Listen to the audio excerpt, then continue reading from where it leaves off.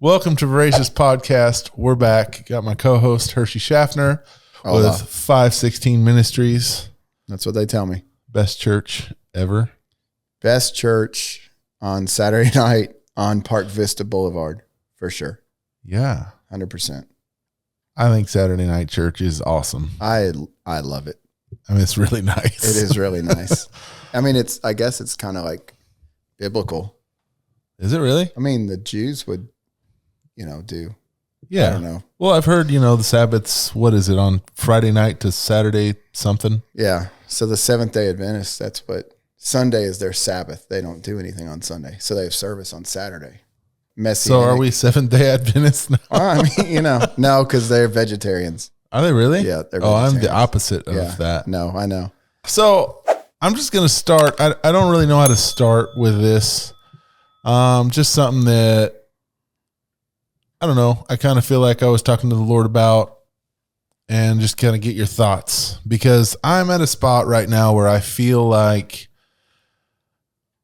I didn't move down here to Texas following the Lord to be mediocre, to be lukewarm or to be cold or whatever. Like, I came down here because I really believe the Lord told me to come down here. My whole family, we moved. I know it's the same with yourself. Yeah. And I've seen so many changes over the past 4 years that I've been here. And it's like, I'm asking the Lord, because I've known a lot of people. I've known and met a lot of people. I have very few friends, I feel like, as like yourself. And I was just kind of asking the Lord about that. But I'm not a type of guy that has many friends anyway, but specifically here in Texas, it's been a struggle even connecting with almost anybody. And so I'm asking the Lord about this, and I got in my head this is a true story that happened with me and a friend of mine. So story time. Here we go. Story time. When I was in my late 20s, I was on a surf trip with some friends of mine. You surf? Well, not anymore. Okay. I gave it up. Okay. I blew my shoulder out and I gave it up. Like, that was terrifying. You're so big to be on I had surfboard. a huge surfboard, like, because your surfboard has to be based off of your height. So we were renting boards, and lo and behold, there's like a brand new board that nobody uses that's massive. I think it was 14 feet long. Wow. Like the Titanic of surfboards. It was very heavy, but it floated fine. Surfed on it. I would go out to like the first break and just catch a wave into the shore and then hop off and then go out again. How I blew my shoulder out is I was paddling out, and then all of a sudden my shoulder just went snap and my arm quit working. I don't know why. That's a bad moment. Yeah. So you're like going circles, like, because you only have one arm. Exactly. Yeah. That was real. Yeah. Because like what am I going to do? So anyway, that's not the story I wanted to tell. I'm sorry, but that was pretty. I mean, that's pretty exciting. Like, yeah. After I got into shore, I just took a whole bunch of Advil and went and laid down we were camping, so I just went and laid down in the tent and just dealt with it. I don't know, it just sucked. That would suck. That's bad. Anyway, so this wasn't that trip. Anyway, okay. This was a different one. Same place though, Encinitas, California. Camping on the beach, basically. And so I had this friend. I don't know if I'm allowed to use names or not. I'll use his name. It's your podcast. Yeah. So I guess you can do whatever you want. Copyright infringement. So I had a friend of mine was along with us. His name's Elijah. Well, it is Elijah. You can look him up. He's semi-locally famous in his hometown. So. Oh, okay. I'll check that out. Now he does news for Channel 10.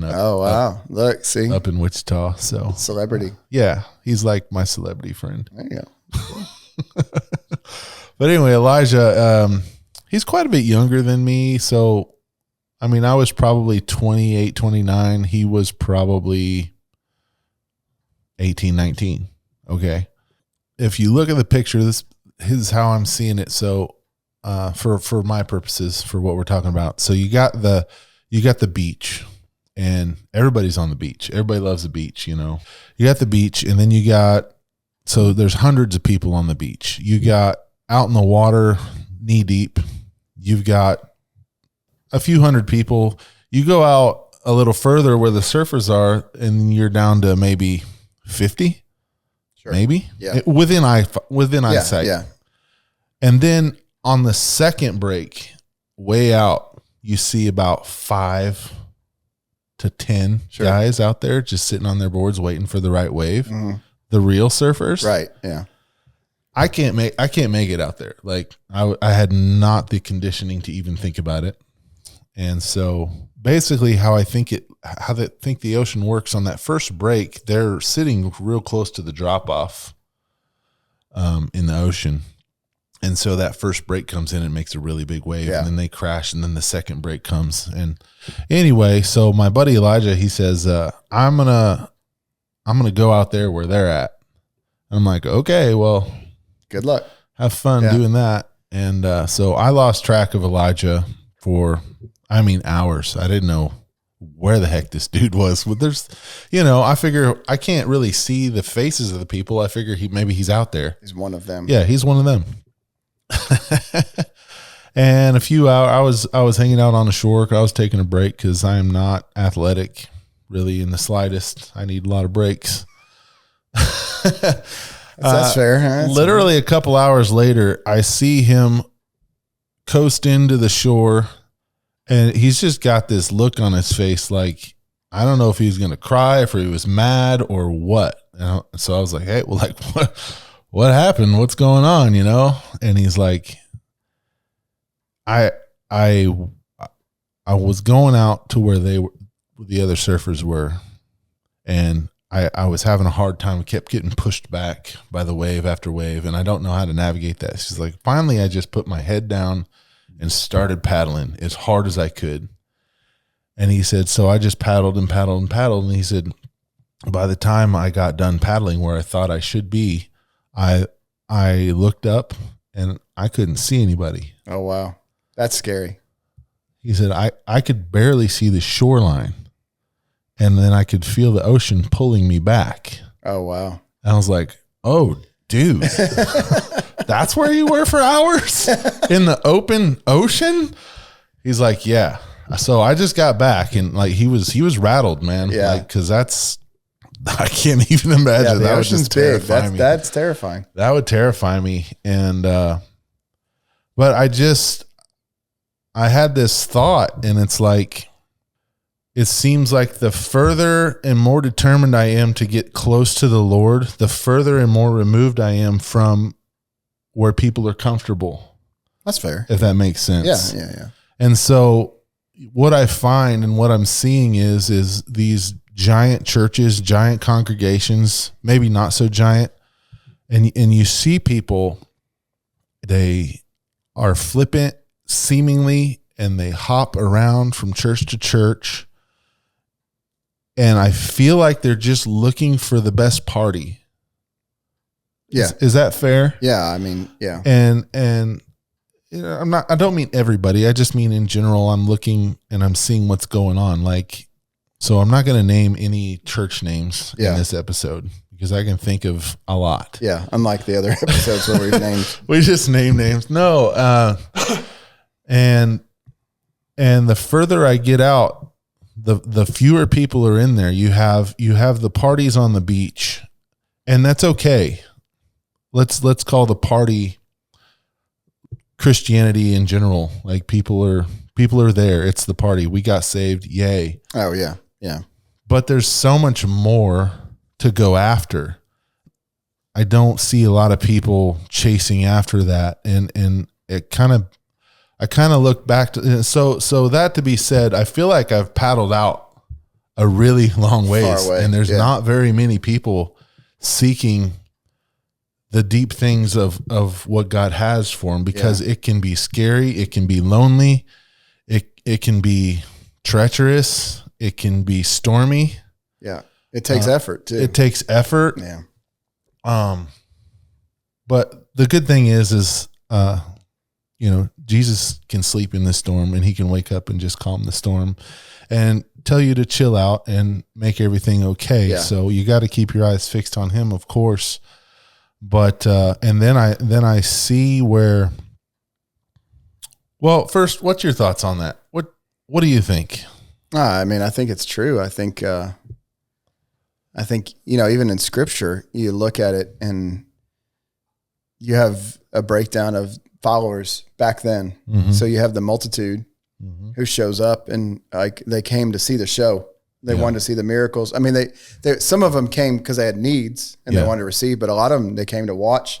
Mm-hmm. They came to see what was going to happen. I mean, Jesus even rebukes them at one time. Like, if the miracles that you guys have seen were done in these certain areas, then, everybody would have gotten, followed me and repented. And so you have the multitude that follows. They want the food. They get the free meals, the happy meal that gets turned into, get the free a banquet. Yeah. I mean, so you come and you hear a nice sermon and you get a meal and you watch some cool miracles, and then you go back home.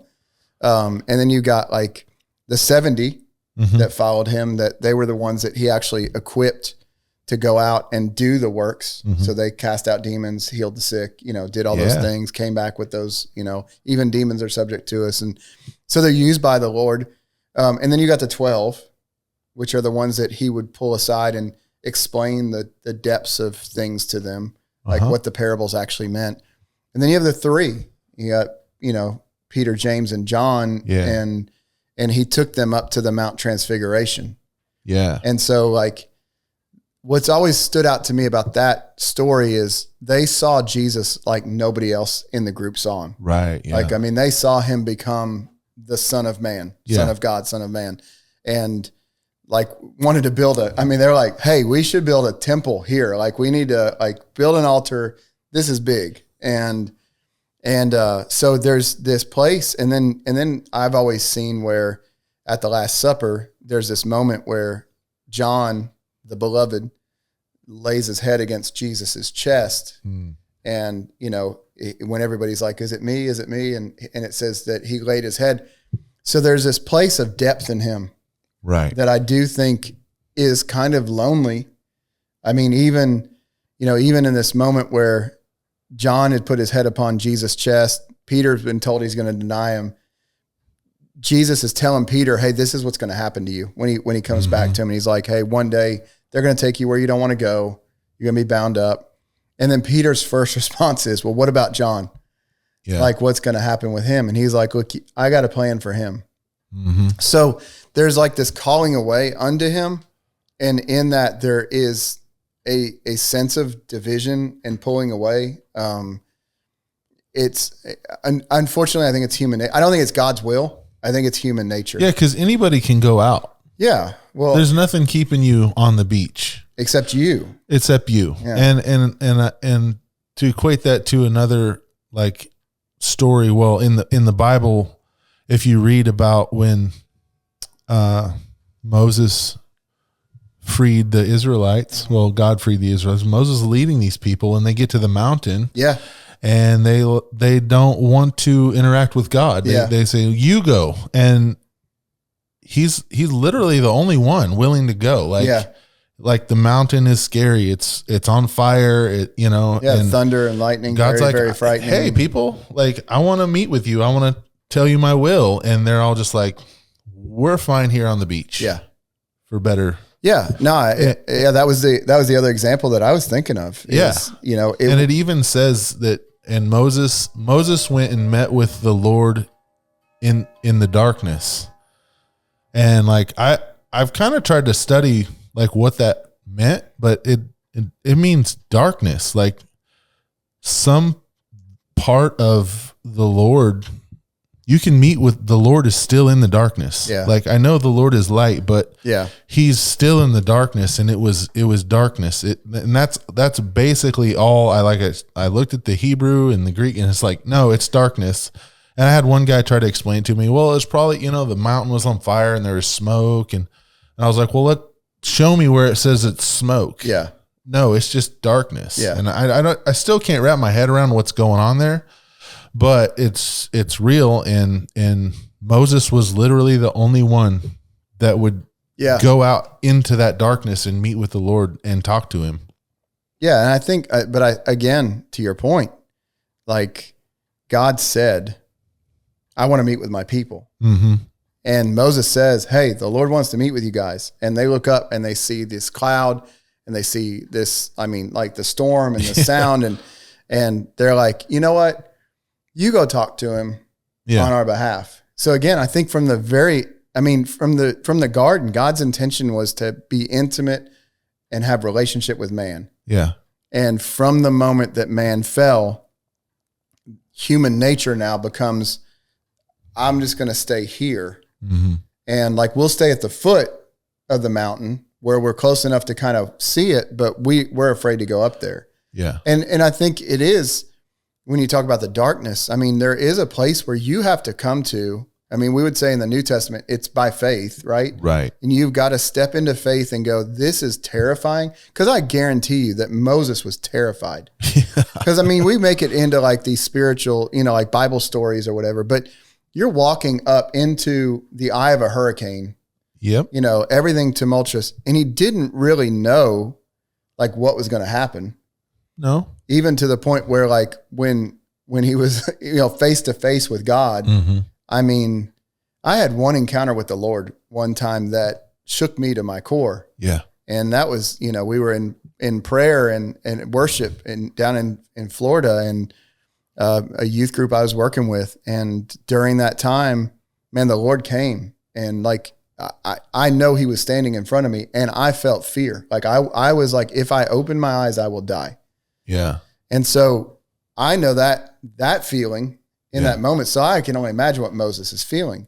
But there comes this place where like your buddy was like, you get frustrated because it's not working and you're not getting to where you want to be. Mm-hmm. And you just got to put your head down and just start paddling. Yeah.